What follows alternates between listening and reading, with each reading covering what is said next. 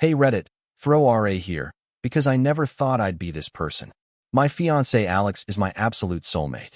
After years of messy dating, he just fit. He proposed in our favorite park. Ugly crying, total happiness. We celebrated with friends, and for a moment, I thought nothing could ruin it. The next morning, my mom started texting before 7 a.m. Dozens of messages. So happy for you, sweetheart. She's always been a bit much about my milestones. Birthdays, graduations, even my first apartment. Our relationship is classic love but boundaries. She's supportive, but controlling, and I learned young to keep my guard up. Still, I figured she was just excited. But suddenly, every call turned into a wedding interrogation. Have you thought about what we want for the wedding? Your cousin Megan had such a beautiful church ceremony. Within days, Aunt I barely talked to her texting, can't wait to see your dress. Even though I hadn't picked a date. Then, Mom accidentally sent a photo of a hideous dress to the family chat, tagging me with "This is so your style, right, honey?" Winky face. My best friend Tara warned me. Moms get weird about weddings. Buckle up. Alex noticed, too. He tried to laugh it off, but I could see he was uneasy. I kept telling myself it was normal. After all, weddings make everyone emotional. I tried to stay chill, set boundaries, and keep the peace. But honestly, every message from my mom filled me with dread. If I'd known how bad it would get, I'd have started bracing myself right then. This was just the beginning. Wedding planning should be fun, right? I pictured Pinterest boards, cake tastings, and late-night giggles with Alex. Instead, every decision felt like a battle. Mom wanted to be involved, but really, she wanted control. She'd call vendors before I even got a chance. Once I found out our potential florist already had a detailed vision from my mother, which was nothing like what Alex and I wanted. It started small, Mom suggesting colors that didn't match our vibe, dropping hints about venues she preferred, all under the guise of just helping. Then it got weirder. She insisted on making the guest list, adding second cousins and old neighbors I'd barely met. When I pushed back, she'd guilt-trip me. But family is everything. You'll regret it if you don't invite Aunt Ruth. Alex tried to support me, but it was awkward. He didn't want to disrespect my mom, but he saw my stress. One night, he said, "Are we planning our wedding or hers?" And I honestly didn't know the answer. Things escalated fast. A week after choosing a venue with Alex, I got a call. The venue was suddenly booked up. Later, I learned Mom had called them and told them we were rethinking, effectively canceling our reservation. When I confronted her, she played innocent. "Oh, I was just asking questions." "You're so sensitive, honey." My anxiety spiked. I started second-guessing everything. Was I overreacting? Was I being ungrateful? Tara assured me I wasn't. This is classic manipulation. She's testing your boundaries because she thinks you'll cave. Even my dad, who usually stays out of drama, started texting, "Just let your mom have this. It means a lot to her." But it wasn't his wedding. Or hers. It was supposed to be ours. That's when I realized, if I didn't draw a line, there might not be anything left that felt like me and Alex at all. If sabotaging the venue wasn't enough, Mom found new ways to get under my skin. Suddenly, relatives I hadn't spoken to in years were messaging me, "Heard you're thinking about eloping? That's so rash." Or, "Are you sure Alex is the right one? I heard you two fight a lot." None of it was true, but the rumors spread like wildfire. It became obvious Mom was stirring the pot. She'd call my aunts, spinning stories about how ungrateful I'd become or how Alex wasn't committed. She'd always end calls with, "Don't tell her I said anything, but I'm just so worried about her." Classic. I started to feel isolated. My own family, who used to be my safe place, now looked at me with judgment or pity. At a Sunday lunch, my cousin Megan, the golden child with the picture-perfect church wedding, pulled me aside. "Maybe just let your mom have her way. You know how she gets." I snapped, "But it's not her wedding, Megan." She just shrugged. "Sometimes it's easier to give in than fight." That stung. Alex tried to lighten the mood, suggesting we elope and send everyone postcards from the Bahamas. But deep down, I didn't want to run. I wanted to stand my ground. Tara, bless her, became my sounding board. Every night we'd text about the latest drama. "If she loved you, she'd want you to be happy," Tara said. "I think she wants to be the main character," I replied. Then came the bombshell. Mom sent out save the date cards to her preferred guest list without telling me. I found out when an old neighbor congratulated me at the grocery store. I was humiliated. When I confronted Mom, she played dumb, then got defensive. I just wanted to help. You're so busy. You should thank me. That's when my patience snapped. It wasn't just meddling anymore. It was outright sabotage. And it felt like no one in my family was truly on my side. After the save-the-date fiasco, Alex and I tried damage control. We called vendors, explained the mix-up, and reworked the guest list for the 100th time. But every step forward was met with more resistance from my own family. My aunt called, upset that her neighbor's invitation got lost in the mail. My uncle grumbled about being left off a group chat. Even my grandma, who usually stayed out of drama, quietly asked if the ceremony was still happening at her church, a church Alex and I had never even considered. The worst part? Dad just kept saying, "Just go along with it, honey. You know your mom." But I was tired of being told to keep the peace, to let my mom bulldoze over my choices because it was easier for everyone else. Alex tried to reassure me, "It's our day, not theirs. I'll marry you in a field, at a courthouse, anywhere." I knew he meant it, but the thought of our wedding turning into a battleground made my heart sink. Things got more tense when my mom began contacting our vendors behind our backs. The cake tasting we were looking forward to? Suddenly canceled, with an apologetic email from the bakery saying they'd spoken with the bride's mother, who had different ideas. Our DJ emailed about a new playlist, one full of songs my mom liked but Alex hated. Every detail we tried to control was slipping away. Friends noticed the shift. Tara was furious on my behalf. "Are you going to let her rewrite your whole wedding?" I didn't answer because, honestly, I didn't know what to do. Standing up to my mom felt impossible, but watching my dream day unravel was even worse. The tension between me and my family was palpable. Family group chats became passive-aggressive minefields. Phone calls with Mom always ended with me feeling small, guilty, or angry. The wedding I'd once been so excited about felt like it belonged to everyone but me.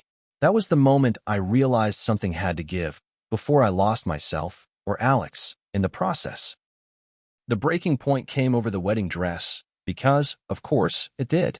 I'd always dreamed of choosing my dress with just my closest people, imagining happy tears, laughter, that magical "this is the one" moment. Instead, Mom insisted on organizing the shopping trip, inviting a parade of aunts, cousins, and even her best friend from Pilates class. I tried to put my foot down. "Mom, I want this to be small. Just you, Tara, maybe Aunt Lisa." She acted wounded. "You're shutting out your family." After everything I've done, cue the guilt trip, complete with watery eyes and martyr sighs. Dress day arrived, and I already felt like a guest at my fitting. Mom and her crew took over, vetoing every gown I liked. Too plain. Not traditional enough. "You need sleeves, darling. Think of the photos." I watched Tara's jaw clench in silent support. After the third round of criticism, I excused myself and hid in the bathroom, shaking. That's when Tara followed, wrapping me in a hug. "She's trying to steal this from you. Are you going to let her?" I wiped my tears. I don't know what to do anymore. When I finally tried on a dress I loved, a simple, elegant A-line, Mom made a show of hating it. She loudly told everyone, "She doesn't know what looks good on her. Maybe she's just overwhelmed." My face burned with embarrassment. I left the shop empty-handed. Afterward, I got a call from the bridal shop manager. She sounded awkward. "Your mother came back later and placed a deposit on a different dress. She said you'd changed your mind." I lost it. My mother had tried to buy a dress behind my back, something she thought I'd wear to my wedding, just to keep her happy. That night, Alex found me in our living room, surrounded by bridal magazines and tissues. "How much more of this are you supposed to take?" I didn't have an answer, but something inside me was starting to snap. For the first time, I wondered if I was brave enough to say enough. After the dress fiasco, everything spiraled. Mom sent a group text to the family. "So excited for the big day? Can't wait to see my beautiful girl in her perfect dress." I couldn't even look at my phone. Alex kept asking if I wanted to call things off, to run away and get married somewhere quiet, just us two. The thought was tempting, but I felt stuck between disappointing everyone and standing up for myself. Worse, my family started picking sides. Aunt Lisa called me selfish for wanting a small wedding. Uncle Ben posted a vague Facebook status about kids these days forgetting their roots. Even my little brother texted, "Just let Mom have her way. It's easier." I felt like I was in the center of a storm, and everyone I loved was adding wind. I lost sleep, replaying conversations, trying to figure out where it all went wrong. Tara brought me tea and sat with me for hours. "If you do everything her way, will you be happy?" she asked gently. "I don't even remember what I want anymore," I admitted. Alex's parents, meanwhile, were the opposite, laid back, supportive, offering to help but never interfering. They saw what was happening, but didn't want to meddle. Alex pulled me close one night and said, "I want you to have a wedding you remember for the right reasons, not for this nightmare." That was the first time I realized I was allowed to want more. I didn't have to keep sacrificing myself just to keep the peace. Then came the worst blow. I received a call from the caterer who said my mother had updated our menu, removing our favorite dishes and replacing them with food I can't even eat. I have a shellfish allergy, and she knows this. When I confronted Mom, she claimed it was just a misunderstanding. But I finally saw it for what it was. She was sabotaging things on purpose. I hung up and cried, not out of sadness, but out of pure frustration. This wasn't about a wedding anymore. It was about control. The food incident should have been enough, but there was still a tiny voice in my head hoping my mom would come around. Maybe she'd realize how much she was hurting me. Maybe she'd apologize. But, of course, she doubled down. With just a month left before the wedding, Alex and I were finalizing the details with our planner, hoping we could still salvage the day.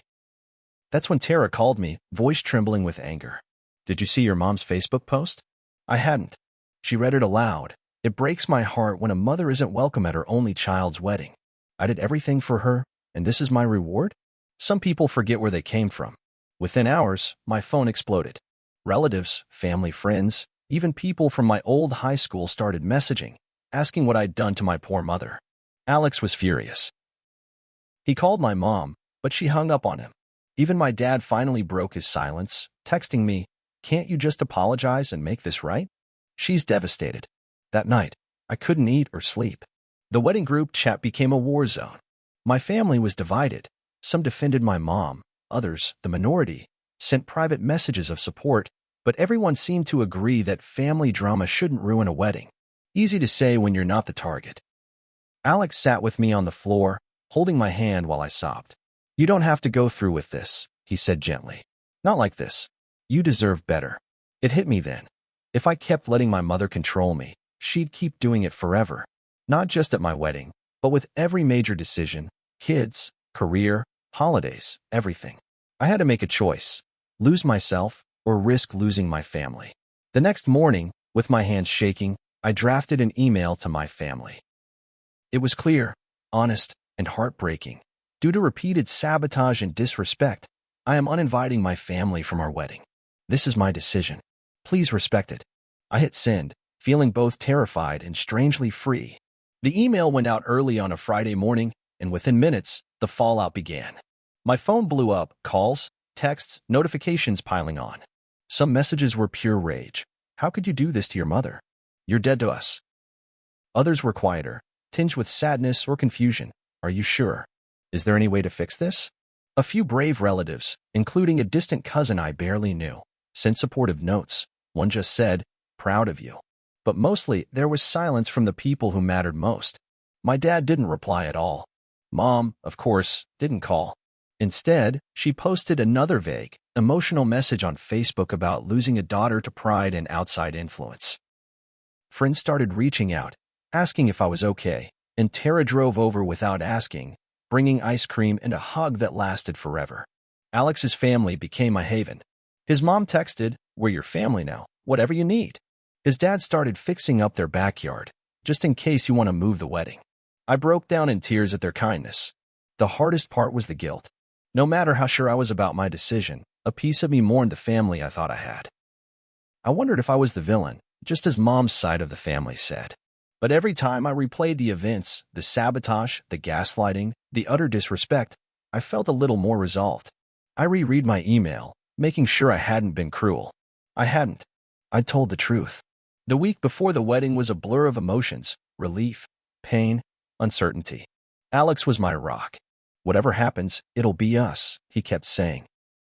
Tara and a few loyal friends formed a last-minute wedding team, handling everything my family was supposed to. It felt bittersweet, almost like grieving a loss and planning a new future at the same time. I didn't know what the actual wedding day would feel like, or if I'd regret this forever. But for the first time, it finally felt like my life and my choices were mine. The morning of our wedding, I woke up feeling lighter. Not happy, exactly. There was too much grief mixed in for that. But free in a way I hadn't felt since the engagement. My phone was still full of missed calls and unread messages from family, but I left it face down and focused on the people who showed up for me. Tara came over with coffee and a playlist of songs we loved in college. She did my makeup, humming off-key and making me laugh through the nerves. Alex's sister brought a bouquet she'd made herself, simple and bright. Nothing like the arrangement my mom had ordered, and somehow more beautiful because of it. We moved the ceremony to Alex's parents' backyard. His dad strung lights in the trees. His mom baked her famous cinnamon rolls, and our closest friends filled the space with laughter and warmth. Alex looked at me before the ceremony and whispered, "This is perfect. Just us and people who love us for who we are." Walking down the makeshift aisle, I caught sight of Tara crying, Alex grinning, and a handful of friends cheering quietly. There were no distant cousins, no disapproving aunts, no cold stares. Just genuine joy. During our vows, I started crying, not because I was sad, but because for the first time, I felt completely myself. There was pain, yes, but there was also strength. The wedding wasn't what I'd imagined as a kid. It wasn't a fairy tale or a grand family affair.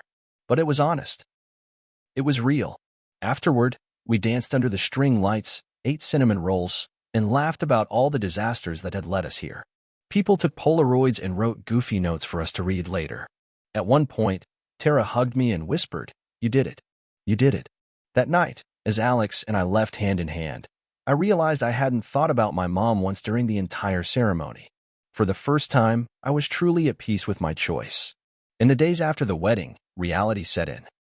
There was no avalanche of family photos to share, no teary post-wedding brunch with relatives.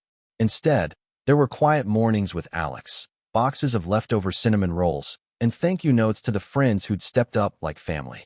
Every so often, I'd pick up my phone and read through the old texts, feeling a mix of anger and sadness. The grief for my family, at least the version of them I'd hoped for, hit in unexpected waves. My mom never called. She sent one email, cold and formal. "I hope you're happy with your decision. I won't forget it." My dad texted me a week later. "Your mother is very upset. I hope you reconsider." No one asked if I was okay, but there was also so much good. Tara and I became closer than ever, sharing inside jokes about wedding war stories. Alex's family never made me feel like an outsider, not even for a second. And Alex, well, I saw what real partnership looked like, not just in vows but in the messy, complicated aftermath. We made our rituals. Sunday pancakes, movie nights, planting a little tree in the backyard, promising each other it would grow with us. The hardest thing was letting go of the dream of reconciliation. I realized I'd spent years shaping my life around my mother's needs, afraid of her anger, desperate for her approval. Setting that boundary, uninviting my entire family, felt like leaping off a cliff. But surviving it and finding a new sense of self on the other side was the most powerful thing I've ever done. My advice to anyone going through this? You're not selfish for protecting your peace. Boundaries don't make you cruel, they make you honest. Sometimes family isn't about blood, but about the people who choose to show up for you when it matters most. Don't let guilt or tradition trap you in misery. Your life, your happiness, and your love are worth fighting for. Even if it means letting go of the people who should have protected you most. If you're reading this and you're scared to make the hard call, know this. You are stronger than you think. And happiness, real, honest, messy happiness, is waiting for you on the other side.